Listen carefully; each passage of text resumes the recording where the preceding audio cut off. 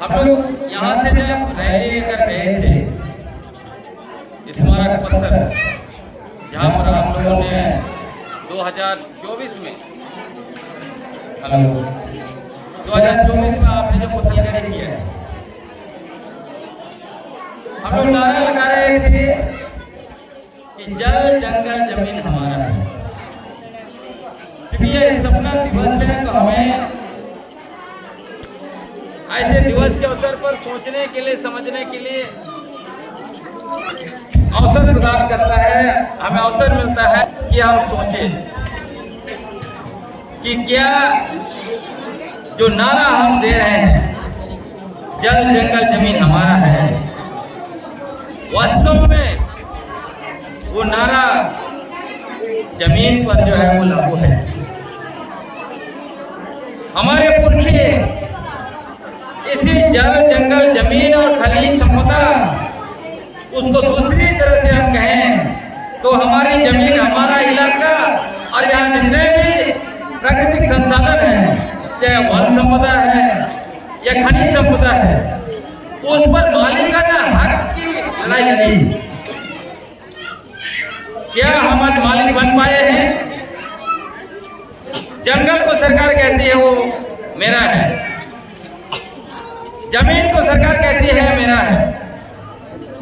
जमीन जो जोतते हैं, कोड़ते हैं, खेती करते हैं, उसका हम टैक्स दे रहे हैं सरकार को। यदि हम मालिक होते तो क्या हमें टैक्स देने की जरूरत पड़ती? यदि जंगल के हम मालिक होते तो क्या हमें जंगल का जो है कि पट्टा लेना पड़ता? आज भी सरकार हमें जो पट्टा दे रही है, क्या कह रहे हैं, आप इस जंगल का सिर्फ उपयोग कर सकते हैं। क्या हमारे साथ से अन्याय नहीं है? जिनके पुरखे लोग सरकार को स्वीकार नहीं किया, सरकार जब जमीन का पट्टा बांटने लगी तब हमारे पुरखों ने कहा ये जमीन हमारे पुरखों की है, तुम्हारा कागज हम क्यों लेंगे? हमें तुम्हारा कागज नहीं चाहिए। जिसकी वजह से जमींदारी प्रथा के समय सरकार ने क्या किया, जमींदारों को, उनके रिश्तेदारों को हमारे पुरखों के द्वारा बनाए गए जमीन का पट्टा दे दिया। क्या हुआ जी? और सरकार ने जब रेवेन्यू मांगा, जमीन का टैक्स मांगा, हमारे पुरखों ने टैक्स नहीं दिया। 3 साल तक टैक्स नहीं चुकाया। चौथा साल हमारे पुरखों के द्वारा बनाई गई जमीन को जो है कि गैर आदिवासियों को दे दिया। इसीलिए आप देखते हैं जंगल के अंदर गैर आदिवासी लोग बसे हुए हैं, जमीन पर खेती कर रहे हैं। अभी धान का फसल लहलहा रहा है, क्या वो जमीन उनका था? वो जमीन हमारे पुरखों की थी। इस इलाके में जब सरकार जैसी कोई चीज नहीं थी तब हमारे पुरखों ने जंगल झाड़ को साफ किया और खेती योग्य जमीन बनाया, जंगलों को बचाया। तो ये जंगल सरकार का कैसे हो गया? ये जमीन सरकार की कैसे हो गई? हमारे पुरखे उस समय इस इलाके में बसे जब झारखंड में, देश में, भारत में सरकार जैसी कोई चीज नहीं होती थी। लेकिन आज क्या है, हम सिर्फ नारा दे रहे हैं जल जंगल जमीन है, लेकिन असल में सरकार ने कानून बना कर लिख दिया जंगल सरकार की है, जमीन सरकार की है, खनिज संपदा सरकार की है, बालू से लेके सब कुछ सरकार की है। दुर्भाग्य की बात है आज हमारी अपनी सरकार, जिसको हम लोग वोट देके गद्दे पर बैठाए हैं, वो सरकार भी आज हम लोगों को जो अधिकार नहीं देना चाहती। जंगल पर अधिकार देना नहीं चाहती है, जमीन पर अधिकार देना नहीं चाहती है, खनिज संपदा बालू पर किसी चीज पर अधिकार नहीं देना चाहती है। और पेशा कानून, जिसका मूल मकसद हमारे पारंपरिक ग्राम सभाओं को शासन की शक्ति और अधिकार देना है, उसको भी ये सरकार देना नहीं चाहती है। मतलब ये सरकार क्या चाहती है? सरकार चाहती है कि हम लोग भिखमंगा बने रहें, साड़ी बांटा जाए, धोती बांटा जाए, 1 रुपया किलो अनाज दिया जाए इनको, कभी मैया योजना कभी सैया योजना दिया जाए, इसी में ये लोग रहेंगे, इनको मालिक नहीं बनाना। तो आपको तय करना होगा कि क्या हमारे पुरखे यही भिखमंगा बनने के लिए जो है कि संघर्ष किया, अपना बलिदान दिया, या हमें इस जल जंगल जमीन खनिज संपदा के पर मालिक बनाने के लिए उन्होंने अपना शहादत दिया। उन्होंने कहा ये जल जंगल जमीन हमारा है, ये इलाके हमारे हैं, यहाँ पर तुम्हारा शासन नहीं चलेगा, तुमको हम स्वीकार नहीं करेंगे। आज हम उनके सारे चीजों को स्वीकार कर रहे हैं। पेशा कानून देखिए, कानून में क्या लिखा है? धारा 5 में कहता है कि यदि 1 साल के अंदर में राज्य सरकारें एक्सेप्शन और मॉडिफिकेशन के साथ कानून नहीं बनाती हैं तो वो कानून स्वतः लागू हो जाएगा। लेकिन आज हम लोग क्या बात करते हैं? हमारे बड़े बड़े बुद्धिजीवी क्या बोलते हैं? पेशा कानून लागू नहीं है, सरकार नियमावली बनाएगी तब पेशा कानून लागू होगा। लेकिन कानून में क्या लिखा है? 1 साल के अंदर पेशा कानून स्वतः लागू होगा। मतलब 24 दिसंबर 1996 को संसद ने पारित किया, उसके 1 साल बाद यानी 24 दिसंबर 1997 से पेशा कानून लागू है इस देश में, हमारे यहाँ भी लागू है। लेकिन समस्या क्या है? जितने हमारे लोग आज मानसिक रूप से गुलाम बन गए, वो क्या सोचते हैं? सरकार ही कानून लागू करेगी, सरकार ही नियमावली बनाएगी, सरकार ही 1 रुपया किलो चावल देगी, सरकार साड़ी देगी, धोती देगी, घर भी बना देगी, कल को बोलेगा सरकार ही मेरा बेटा बेटी का शादी भी कर देगा, और कल को परसों बोलेंगे हमारा बीबी को भी सरकार ही घुमा देगा। अब हम घुमा नहीं सकते, उनके लिए कुछ हम नहीं कर सकते। मतलब इतना भयंकर मानसिक गुलामी का दौर का गुजर रहे हैं, और हम उनके वंशज जिन्होंने जब यहाँ आर्य आए 3500 साल पहले, उनकी गुलामी स्वीकार नहीं किया। मुगल आए, उनको अपने इलाके में घुसने नहीं दिया, अंग्रेजों को नाको चनो चबा दिया। उनके वंशज हम लोग जो है इस तरह का मानसिक गुलामी का शिकार हो गए।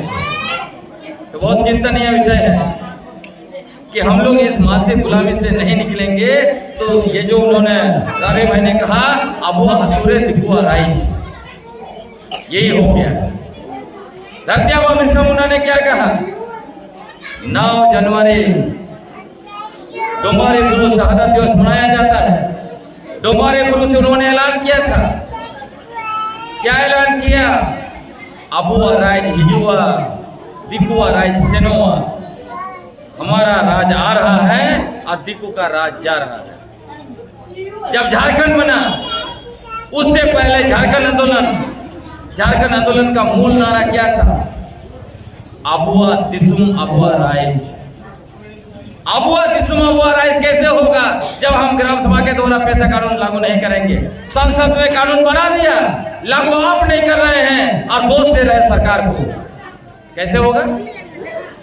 आप कल्पना कीजिए, यदि 24 दिसंबर 1997 से एक ग्राम सभा ने पेशा कानून लागू कर दिया होता तो आपके इलाके में कोई दिक्कत नहीं घुस पाता।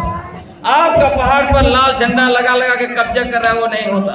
आपके पहाड़ पर क्रशर लगा के आपका सारा पत्थर लेके जा रहा है ये नहीं होता। आपके जंगलों से सारा मुरम मिट्टी निकाल निकाल के रोड पर डाल रहा है, बिल बना के पैसा खा रहा है, ये सब नहीं होता। आपके इलाके का जितना भी दिक्कत लोग गैर कानूनी तरीके से जमीन लिया है वो सारा जमीन जो है कि आप वापस कर सकते थे, लेकिन आपने गुलामी को स्वीकार किया और कहा सरकार लागू करेंगे, सरकार ने कानून बनाया है, हम क्यों लागू करेंगे, है ना? उसका परिणाम क्या हुआ?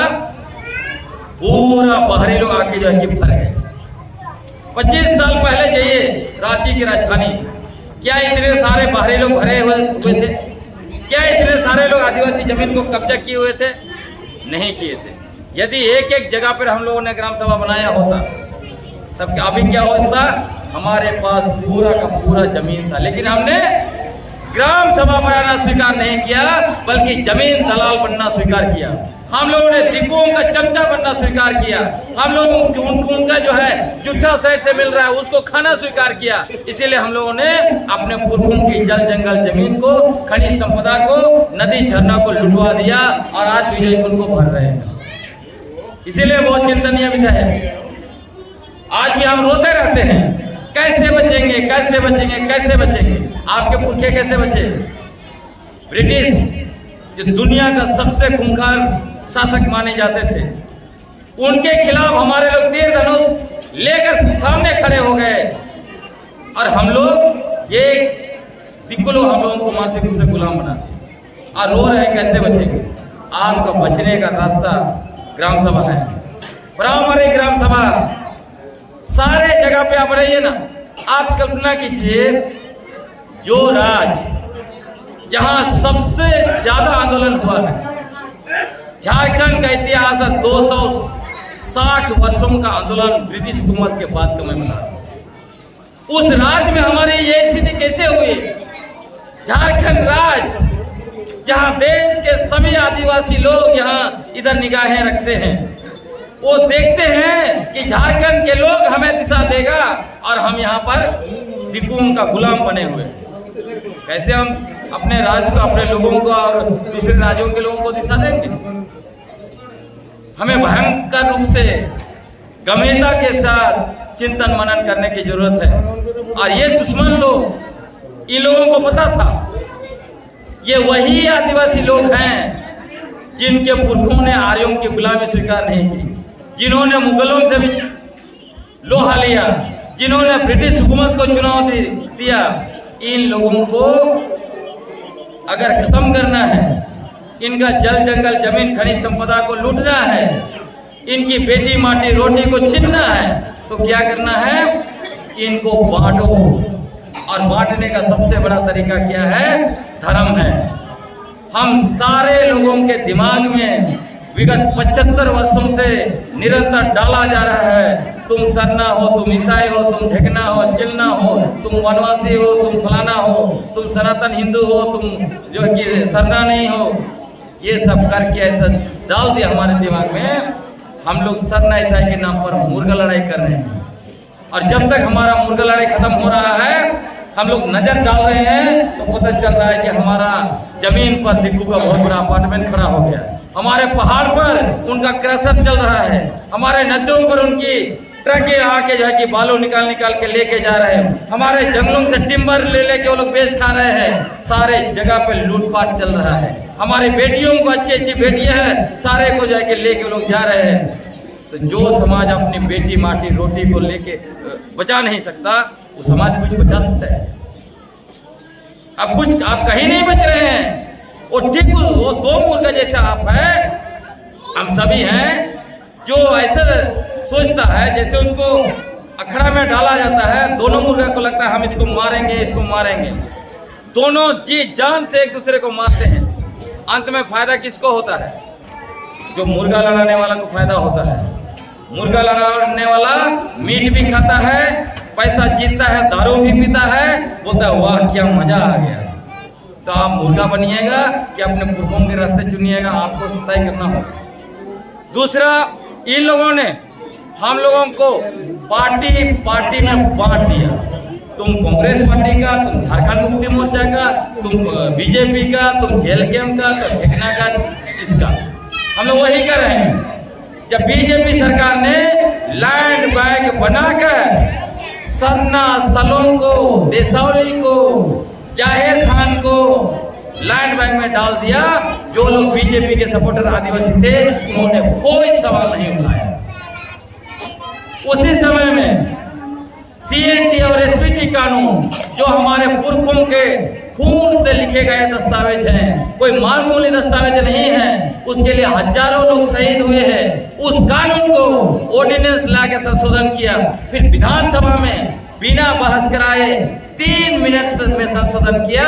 लेकिन वो लोग जो उस पार्टी से हैं, उन आदिवासियों ने कोई सवाल नहीं उठाया। अब पार्टी बचाएंगे कि माटी बचाएंगे? अभी पैसा कानून, अब वो सरकार ने कहा था हम दोबारा आएंगे तो पैसा कानून को लागू करेंगे। हम लोग विगत 8 महीने से आंदोलन कर रहे हैं। जो अबुआ सरकार की दोनों पार्टी कांग्रेस और जेएमएम में है वो लोग नहीं आते, बोलते ये तो हमारा अबुआ सरकार है, कैसे उसके खिलाफ हम जाएंगे। तो जाइए, आप पार्टी में जाइए। यही सरकार लोग, यही पार्टियां, यही लोग आपकी माटी, आपका जंगल, जमीन, खनिज संपदा, नदी और पानी सबका जो है कि सौदा कर रहे हैं, सबको कॉर्पोरेट को दे रहा है। आपका जो है कि अस्तित्व मिटा देंगे, याद रखिए। तो पार्टी के नाम से, धर्म के नाम से खड़िया मुंडा हो संताल करिएगा, मिट जाइएगा। इसलिए एकजुट होना आज की तारीख में बहुत जरूरी है। एक नहीं होंगे तो कहीं नहीं बचेंगे।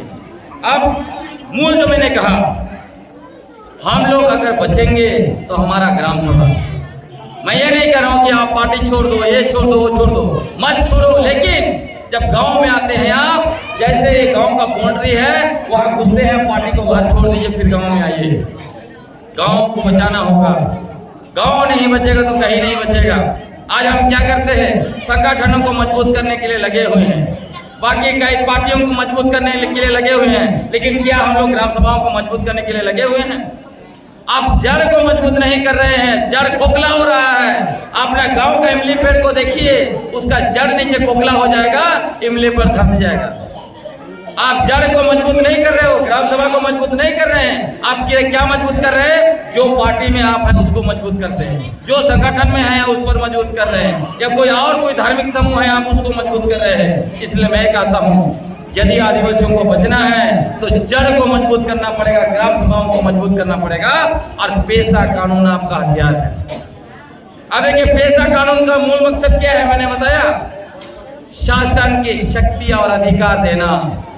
पेशा कानून का मकसद नहीं आपको गुलाम बनाना, लेकिन पेशा कानून के साथ भी ये लोग गड़बड़ कर रहे हैं, जिस तरह से वन अधिकार कानून के साथ किया। वन अधिकार कानून के तहत हमें जंगलों पर, जंगल भूमि पर सामुदायिक अधिकार और व्यक्तिगत अधिकार देना था। ये लोग दे रहे हैं क्या? जब हमारे पूर्व के जंगल को बचाए तो इस जंगल का मालिक वन विभाग कैसे हो गया? जब हमारे पूर्व के जंगल झाड़ को साफ करके यहाँ पे खेती योग्य जमीन बनाया, यहाँ गांव बसाया, तो इस जमीन का, इस गांव का मालिक सरकार कैसे हो गई? सवाल तो पूछना पड़ेगा ना। सवाल नहीं पूछेंगे तो काम नहीं चलेगा। हमारे अपने नेता लोग हमें गुलाम बना रहा है। अगर हमारा जमीन दिकों के हाथ में चला गया, हमारा खनिज संपदा उनके हाथ में चला गया, हमारा बालू से लेके, हमारा गिट्टी से लेके सब कुछ उनके हाथ में चला गया, इसका कारण यही है। तो जिनको हम लोगों ने विगत 25 वर्षों से सत्ता पर बैठाया है, चाहे कोई भी पार्टी का कोई भी आदिवासी मुख्यमंत्री बना, मंत्री बना, विधायक बना, यही लोग जिम्मेवार है, जिसकी वजह से हम लोग आज गुलाम बन गए। बाहर से आए हुए सारे दिक्कुओं का बिल्डिंग बन रहा है इसी झारखंड में। बाहर से आए हुए दिक्कुओं के बच्चे अच्छे स्कूल में पढ़ रहे हैं, कॉलेज में पढ़ रहे हैं इसी झारखंड में। बाहर से आए हुए दिक्कुओं के बच्चे, उनका अच्छा हॉस्पिटल में इलाज हो रहा है इसी झारखंड में। क्यों हो रहा है? जब हमारा अपना सरकार है, हमारे अपने लोग मुख्यमंत्री और मंत्री है और विधायक है। ऐसा क्यों हो रहा है? ये हम लोगों को सोचना पड़ेगा। यदि हम ऐसा नहीं सोचेंगे तो परिस्थिति कभी भी नहीं बदलेगी। हम लोग सिर्फ और सिर्फ गुलाम बनेंगे, और हमारे नेता आएंगे, उनको झूमते गाते माला पहनाएंगे, मांदर बजाएंगे, ये ड्रेस पहन के नाचते गाते रहेंगे। नाचना गाना छोड़कर हम लोगों को उनसे सवाल पूछना पड़ेगा। हम उनका ही स्वागत करेंगे जो हमारे लिए कुछ किया है, और जो कुछ नहीं किया उनका कोई स्वागत नहीं, कोई नाचना गाना नहीं, कोई मांदर और ढोल और नगाड़ा नहीं बजना चाहिए। क्या बोलते हैं? सही है ना? सही है। तो समाज में बौद्धिक क्रांति लाना पड़ेगा। इसलिए मैं बहुत बोल रहा हूँ, लिख रहा हूँ, केस भी लड़ रहे हैं, बहुत कुछ कर रहे हैं। आप लोग भी पढ़िए, लिखिए, चिंतन मनन कीजिए। थोड़ा हम लोग पेशा कानून को समझते हैं। सरकार पेशा कानून को क्यों नहीं लागू कर रही है उस राज्य में जहां जिसका मूल नारा था आंदोलन का, अबुआ दिसुम अबुआ राइस। मुंडा लोगों का नारा है अबुआ हतुरे अबुआ राइस। तो अबुआ हतुरे अबुआ राइस कैसे होगा? अब पेशा कानून को अगर लागू नहीं करेंगे तो सरकार क्यों नहीं लागू करना चाहती? क्योंकि आपको शासन की शक्ति और अधिकार नहीं देना चाहती। आपको क्या बनाकर रखना चाहती है सरकार? वो अपना वोट बैंक और गुलाम आपको उतना ही देना चाहती है जितना में आप हाथ फैलाकर खड़े रहेंगे। आपको मालिक बनाना नहीं चाहती है, आपको शासक बनाना नहीं चाहती है। अब इसमें मैं उदाहरण बता रहा हूं, जैसे अभी राधे भाई कह रहे थे, इसमें जो नियमावली बन रहा है उसमें 8 समितियां हैं और सभी जगह 8 समितियां बनाना है बोलते हैं, लेकिन उसमें देखिए कार्यकारिणी समिति नहीं दिया है। क्यों नहीं दिया है? उसमें देखिए स्वास्थ्य समिति, ग्राम विकास समिति, वन अधिकार समिति, फलाना ढेकना सब समिति है, लेकिन कार्यकारिणी समिति नहीं है। क्यों? कोई सवाल नहीं कर रहा है। हम लोगों ने पेश आंदोलन में सवाल किया, तब सरकार अभी रुकी हुई है। जब तक आप कार्यकारिणी समिति नहीं बनाएंगे, पारंपरिक ग्राम सभाओं के अंदर शासन की शक्ति और अधिकार आपको नहीं मिलने जा रहा है। ये सिर्फ और सिर्फ किसको मिलेगा? पंचायत की कार्यकारिणी समिति को मिलेगा, और सरकार उसी को आपके ऊपर थोपना चाहती है। याद रखिए, सरकार से पूछना पड़ेगा, आप जो 8 समिति बना रहे हो वो दिखाओ पेशा कानून का कौन सा धारा में लिखा हुआ है 8 समितियां बनना है। तब आप कहोगे एक्सेप्शन और मॉडिफिकेशन के तहत हम बना रहे हैं। तो एक्सेप्शन और मॉडिफिकेशन के तहत आप कार्यकारिणी समिति क्यों नहीं बना रहे हैं? यदि हम मंत्री परिषद हटा दें तो क्या सरकार चल पाएगी? पंचायत में पंचायत कार्यकारिणी के बगैर पंचायत चलेगी? तो पारंपरिक ग्राम सभा बिना कार्यकारिणी का कैसे चलेगी? अब इसमें एक बात यह भी आपको समझना है, जो सरकार अभी नियमावली ला रही है, क्या बोल रही है कि ग्राम सभा अपना योजना बना सकता है। ग्राम सभा उस योजना को अनुमोदन करेगा और खर्च भी करना है, उसका भी ऑडिट ग्राम सभा करेगा, लेकिन ग्राम सभा खर्च नहीं कर सकता है। खर्च करेगा तो पंचायत समिति मुखिया और जो है वहां का पंचायत समिति सदस्य लोग करेंगे। बताइए, मतलब मैं सक्षम हूं अपना योजना बनाने के, मुझे क्या चाहिए? अनुमोदन भी मैं करूंगा, खर्च होगा उसका भी मैं वैलिडेशन दूंगा, ठीक ठाक से खर्च हुआ है। तो भाई मैं खर्च क्यों नहीं करूंगा? उसका क्या लॉजिक है? सरकार को जवाब तो देना पड़ेगा ना। इसका लॉजिक एक ही है, ये लोग लूट चल रहा है, उस लूट को जारी रखना चाहता है और आपके पैसे का लूट हो रहा है। कैसा लूट हो रहा है मैं आपको बताता हूं। एक अगर पंचायत समिति सदस्य के अंतर्गत 2.5 लाख रुपये का आपको नल्ली बनाने का योजना आया, तो जानते हैं किसको किसको कितना मिलता है? पंचायत समिति सदस्य को 10%, मुखिया को 10%, जेई को 5%, उसके बाद वीडियो को 5%, वीडियो के यहाँ वो ऑपरेटर बैठता है उसको 2%, प्रमुख को 5%। ऐसे करते करते 2.5 लाख रुपये का योजना में 1 लाख रुपया परसेंट देने में चला। इसीलिए कार्यकारिणी नहीं बना रहे हैं ये लोग। ये 2.5 लाख रुपया सीधे अकाउंट में आएगा ग्राम सभा का, तो ये लुटेरों को मिलेगा पैसा? नहीं मिलेगा ना। फिर आपको बताता हूँ, कोई ना मुखिया का चुनाव लड़ेगा, ना वार्ड का, ना कोई नहीं, क्योंकि पैसा खर्च किया है ना, परसेंटेज तो मिलेगा नहीं। इसीलिए हम लोग को लड़ाई लड़ना है। हम लोगों ने कहा ऐसा लूटने हम लोग नहीं देंगे, इसको खत्म करना है। अगर वहाँ पे ऑफिसर बैठता है कंप्यूटर ऑपरेटर, तुमको वेतन मिलता है, वहाँ वीडियो है वेतन मिलता है, तुम क्यों गाँव का पैसा खाओगे? उसी तरह ऊपर में हमारा जो विधायक है, उसके ऊपर सांसद है, सब लोग परसेंटेज खा रहा है। और इतना ही लोग बेशरम है, एक योजना लेके आएगा, परसेंटेज खाएगा, ऊपर से उद्घाटन करेगा, अपना नाम लिख देगा, लग रहा है कि बाप का घर से आके जो कि रोड बना दिया। बताइए, बेशरम है कि नहीं है? हमारा पैसा को खाया, ऊपर से अपना नाम चिपका रहा है, और आप उसको माला पहना रहे हैं और ताली भी बजा रहे हैं, नाच भी रहे हैं कि बाप रे बाप, मुखिया साहब हमारे यहाँ रोड बना दिया, अपना बाप का घर से लाया था। तो ये सवाल आप नहीं पूछेंगे, लूटे जाएंगे। उसी तरह डिस्ट्रिक्ट मिनरल फाउंडेशन ट्रस्ट, आपका बहुत पैसा आ रहा है जिला में, यहाँ का भी मैं निकालूंगा, यहाँ का नहीं निकाला है। खूंटी जिला का आपको समझने के लिए बता रहा हूँ। डिस्ट्रिक्ट मिनरल फाउंडेशन ट्रस्ट मतलब जो खनिज संपदा है, उसमें से जो पैसा आ रहा है वो ग्राम सभा को मिलना है। खूंटी का डीसी क्या कर रहा है आपको पता है? 33 लाख रुपए से खूंटी जिला का टाउन में ट्रैफिक लाइट जो लाल और हरा होता है देखे है ना, उसमें 33 लाख खर्च कर, वहां पर 43 लाख में जिम बना दिया है। खूंटी के लोग जिम कर रहे हैं, बताइए गाँव का आदमी जिम करेगा? शहर में बैठ गया, उसके लिए जिम खोल दिया है। वहाँ पे CRPF के में 4 लाख रुपया दे दिया किसके लिए? टॉयलेट बनाने के लिए, और गांव में टॉयलेट नहीं है। पूरा का पूरा लूट।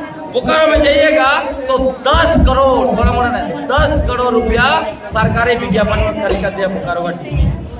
इतना भयानक लूट। और एक स्कूल इतना बड़ा का कलर पोताई में जानते कितना? 4 करोड़ रुपया खर्च किया। एक छोटा सा स्कूल का कलर लगाने में 4 करोड़, और उतना में तो नया स्कूल बन जाएगा 4 करोड़ उतना मिलने। मतलब इतना भयानक लोग लूट रहे हैं हमारा पैसा को। इसीलिए लोग नहीं चाहता है कि ग्राम सभा जो है मजबूत हो, कार्यकारिणी समिति बने, है ना? इसी में करो, जैसे आप कार्यकारिणी समिति बनाइएगा देखिएगा हलचल पैदा हो जाएगा। और ये जो ग्राम सभा जो बनेगा, कार्यकारिणी बनेगा, तो उससे क्या क्या और होने वाला है? पेशा कानून, थोड़ा सा उदाहरण के साथ समझाता हूँ थोड़ा देर में। हम लोगों ने पेशा आंदोलन में ये लोग जानबूझ के जिस तरह से दिकुओं का पंचायत व्यवस्था है उसी को थोपना चाहा, और हमारा पुरखों का पारंपरिक स्वशासन व्यवस्था को साइड करना चाहा, तो इसी को काउंटर करने के लिए हम लोग भी खेल खेले। इन लोगों का ये सारे चीजों को निकाल दिया कि आप बिना कार्यकारिणी का कैसे बना सकते हो। अरे लोग कह रहे हैं कि नियमावली आज लागू करेंगे, कल परसों नरसों। हम लोग भी स्मार्ट गेम खेले। हम लोगों ने खूंटी का जिवरी में कार्यकारिणी समिति बना दी। अब हमारे पारंपरिक स्वशासन व्यवस्था को ये लोग बदनाम जो किया था उसको खत्म करने के लिए हम लोग भी स्मार्ट खेल खेले। क्योंकि ये लोग कैसे बदनाम किया था? बोल रहा था कि ये पारंपरिक है, इनका एक मुंडा शुरू से है, उसका बेटा पोता बनेगा और दूसरा नहीं बनेगा, काबिल लोग नहीं है बोलो। दूसरा, इस व्यवस्था में पारंपरिक स्वशासन व्यवस्था महिला लोग नहीं है बोलो। तीसरा, युवा लोग के लिए कोई जगह नहीं है।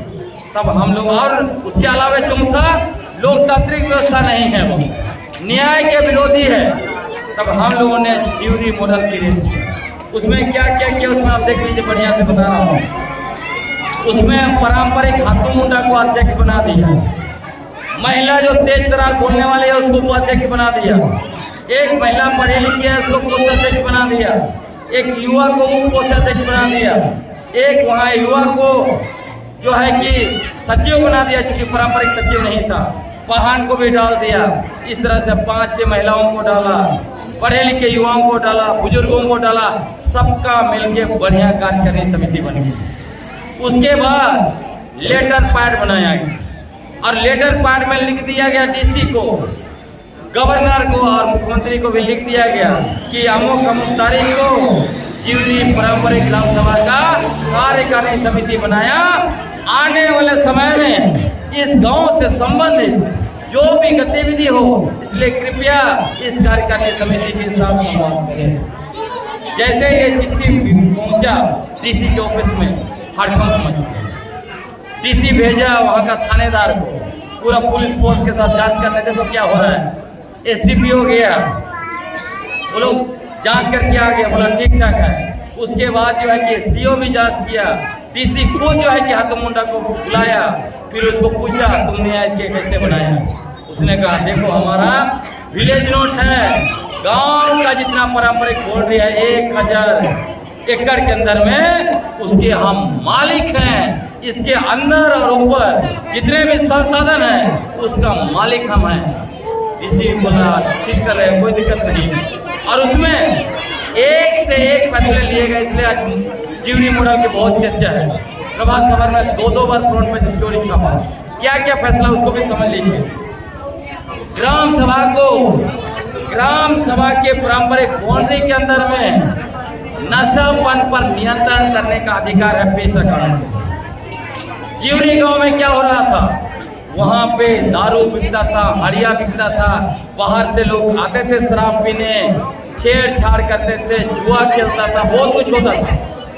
तब ग्राम सभा बैठा, निर्णय ले लिया, आज के बाद प्रस्ताव पारित कर दिया कि आज इतना तारीख को यह प्रस्ताव पारित किया जा रहा है कि ज्यूरी गांव के अंदर पारंपरिक बाउंड्री के अंदर कोई भी नशा पान की खरीद बिक्री नहीं होगी, मद पान का खरीद बिक्री नहीं होगा। सिर्फ पर्व त्योहार शादी विवाह में हड़िया का उपयोग किया जाएगा। आज देखिए पूरा बंद हो गया। खूंटी के पूर्वी क्षेत्र में देखिएगा ओपियम की खेती की वजह से प्रशासन परेशान है, प्रशासन रोक नहीं पा रहा है। ज्यूरी गांव में भी ओपियम की खेती होती थी, लेकिन एक बैठक में ज्यूरी गांव ने वो भी फैसला ले लिया, आज के बाद ओपियम की खेती नहीं होगी, अब बंद हो गया। उसके जगह पर सिमिया लता लगा रहे हैं और लाह पूरा अभी आप जाइएगा एकदम टाड़ में लहलहा रहा है सिमिया लता पौधा में, है ना। उसके अलावा ज्यूरी गांव में पास में नदी है, नदी का बालू को भी ये लोग उठाते हैं और गांव में जिनको सरकारी आवास सब बन रहा है उसके लिए बालू चाहिए उनको देते हैं और उसको बदले में रॉयल्टी देता है। इसको भी डीसी ने कहा आपका अधिकार नहीं है बालू लेने का। हाथू मुंडा ने कहा कि हमारा विलेज नोट देख लो किसका अधिकार है। विलेज नोट जैसे ही पढ़ा, CNT एक्ट का धारा 8 पढ़ा, उन्होंने कहा कोई दिक्कत नहीं आप करिए। तो आप सोचिए इतना बड़ा अधिकार, मतलब बड़ा काम ज्यूरी ने किया। और अभी कुछ बाहरी दूसरे संस्थान भी आप ज्यूरी को सपोर्ट कर रहे हैं। एक संस्था ने उनको क्या कर दिया, बच्चे गांव के जितने भी बच्चे हैं उनको रखने के लिए उनको खिलाने का व्यवस्था किया और गांव की ही 2 महिलाओं को नौकरी दे रहे 6-6 हज़ार पर। तो 2 महिलाओं का रोजगार भी क्रिएट कर दिया, सारे बच्चों को पौष्टिक आहार भी मिलेगा और वो 2 महिलाएं उनके सारे बच्चों को देखरेख करेंगी ताकि बाकी महिलाएं खेतों में काम कर सकते हैं। तो जब आप शुरू करेंगे तो एक से सपोर्ट आने लगेगा, तो आने वाले बहुत जल्दी आप देखेंगे ज्यूरी में और एक से एक काम होने वाला है। अभी लगभग 72 लाख का एक पानी का परियोजना में ज्यूरी मॉडल मतलब पास करवा दिया और उन्होंने वहाँ के स्थानीय विधायक को, वहाँ के सांसद को और वहाँ डीसी को भी वहाँ का जितना भी योजना है पारित करा के वो भेज रहे हैं। तो उसमें आप लोग भी कभी जाइए, सीखिए। उनके हाथों मुंडा के पास टाइम नहीं था तो आज नहीं आए। तो कहने का मतलब यह है कि इस तरह के मॉडल आपको क्रिएट करना पड़ेगा। अगर नहीं आप ये सब करेंगे तो आपके ऊपर थोपा जाएगा। और जैसे ही आप ज्यूरी मॉडल क्रिएट कर देंगे, आज आपने ज्यूरी मॉडल क्रिएट कर दिया, मान लीजिए आप प्रस्ताव पास कर देते हैं कि आज के बाद गांव का कोई भी व्यक्ति अपनी जमीन का खरीद बिक्री बिना ग्राम सभा की अनुमति से नहीं कर सकता है। पेशा कानून का रिफरेंस दे दीजिए, उसके बाद ये सरकार नियमावली लागू करे ना लागू करे कोई फर्क नहीं पड़ता है, पेशा कानून लागू है। आप पारित कर देते हैं कि ग्राम सभा आज के बाद जितने भी गैर कानूनी तरीके से आज तक जितने भी जमीन हस्तांतरण हुए हैं उसको वापसी करने का काम ग्राम सभा शुरू कर रहा है। रास्ता पारित कर दीजिए, आपके पास जब केस आने लगेगा दरअसल फैसला आप दीजिएगा। उसी फैसला के आधार पर अगर ये केस सुप्रीम कोर्ट में भी जाता है तो आपका फैसला के खिलाफ सुप्रीम कोर्ट कुछ नहीं कर सकता। अगर आपने दिया है कि ये ग्राम सभा का फलाना व्यक्ति का जमीन फलाना ने गलत तरीके से लिया है, हम इसको रिस्टोर कर रहे हैं, सुप्रीम कोर्ट उस फैसला को बदल नहीं सकता। आपको मैं बताता हूँ उदाहरण, जब नियमगिरी पहाड़ उड़ीसा का, जैसे मैं इसलिए कह रहा हूँ बहुत सारे हमारे बुद्धिजीवी क्या बोलते हैं झारखंड में पेशा कानून लागू नहीं है। उड़ीसा का वेदांता मतलब नियमगिरी पहाड़, लंदन का कंपनी, इंग्लैंड का बॉक्साइट कंपनी, दुनिया का सबसे बड़ी कंपनी में से एक है बॉक्साइट का वेदांता को उड़ीसा सरकार ने वहाँ का नियमगिरी पहाड़ को दे दिया था। उसके लिए नियमगिरी पहाड़ को छीनने के लिए उड़ीसा सरकार ने फर्जी ग्राम सभा करवा दिया और दे दिया, सुप्रीम कोर्ट में जमा कर दिया कि ग्राम सभा दे दिया है। जैसे ही ग्राम सभा को पता चला कि पहाड़ के चारों ओर जितने गांव थे 12 ग्राम सभा थे, उन्होंने तुरंत मीटिंग बुलाया। 12 ग्राम सभा बैठ के जो ग्राम सभा हुई थी उसको फर्जी घोषित करके सुप्रीम कोर्ट के पास असली ग्राम सभा का दस्तावेज पहुंचा दिया। तब सुप्रीम कोर्ट ने कहा, उड़ीसा सरकार को आदेश दिया कि सुप्रीम कोर्ट का एक व्यक्ति का देखरेख में 12 ग्राम सभाओं का ग्राम सभा होगा, वहाँ सरकार के लोग मौजूद रहेंगे, ग्राम सभा फैसला करेंगे कि नियमगिरी पहाड़ को वेदांता कंपनी को देना है कि नहीं देना है। 12 गांव के महिला पुरुष आदिवासी लोग, आप तो पढ़े लिखे हैं, वो लोग पढ़े लिखे भी नहीं है उतना, वो लोग बैठे और फैसला लिया, कहा इस पहाड़ पर हमारा नियमगिरी भगवान रहता है, नियम राजा रहता है, इसको हम वेदांता को नहीं देंगे। सुप्रीम कोर्ट ने उसी ग्राम सभाओं के फैसले के आधार पर फिर अपना फाइनल आदेश दिया, बोला कि मैं भी चाहूं तो नियमगिरी पहाड़ को वेदांता कंपनी को नहीं दे सकता हूं, कोई भी देगा तो यही ग्राम सभा 12 ग्राम सभा ये दे सकता है।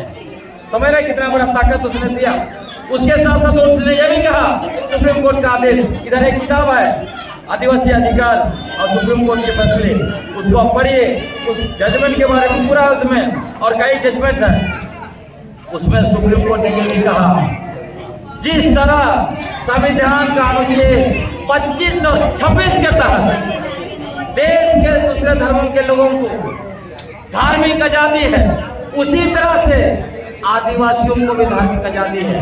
यदि आदिवासी कहता है इस पहाड़ पर मेरा भगवान रहता है, इस पेड़ पर भगवान रहता है, तो दुनिया की कोई ताकत, कोई सरकार उस पहाड़ को या पेड़ को नहीं ले सकता है। समझ रहे हैं झारखंड में क्या हो रहा है?